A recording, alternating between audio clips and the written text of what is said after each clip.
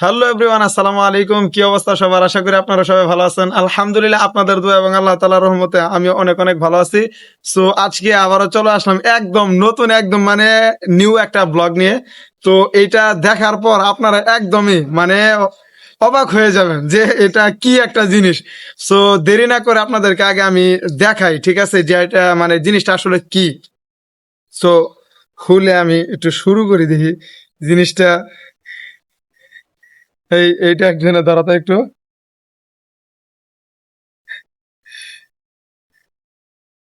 সবাই কমেন্ট করতে থাকেন যে কি হইতে পারে এটা। হ্যাঁ,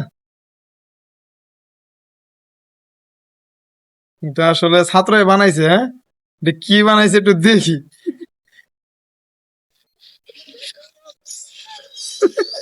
পোলাপান হাই রে, শয়তানি বুদ্ধির কোনো শেষ নাই।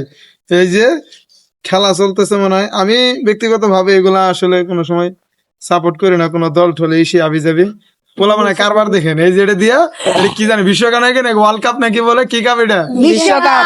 বিশ্বকাপের কাপ বানাইছে এই কাদা দিয়া, মানে মাটিরে প্রথমে কি করে কাদা বানায়, তারপরে এটা দিয়া এই কাপ বানাইছে। সো এইটা কমেন্ট করেন যে এই কাপ এবার কোন দল নিব। আসলে ওরকম আমার ধারণা নাই।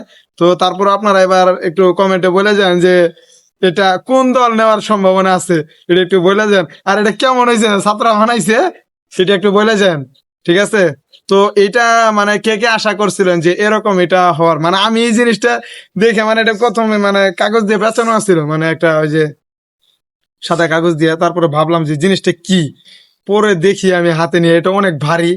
পরে খুলে দেখলাম যে এটা একটা মানে কাপ সিস্টেম। মানে আমি প্রথমে বুঝি নাই যে এটা কি বানাইছে। পরে জিজ্ঞেস করলাম যে হুজুর এটা তো কাপ বানাইছে। আমি তো অবাক হয়ে গেছি যে কাদা দিয়ে কাপ কেমনে কি।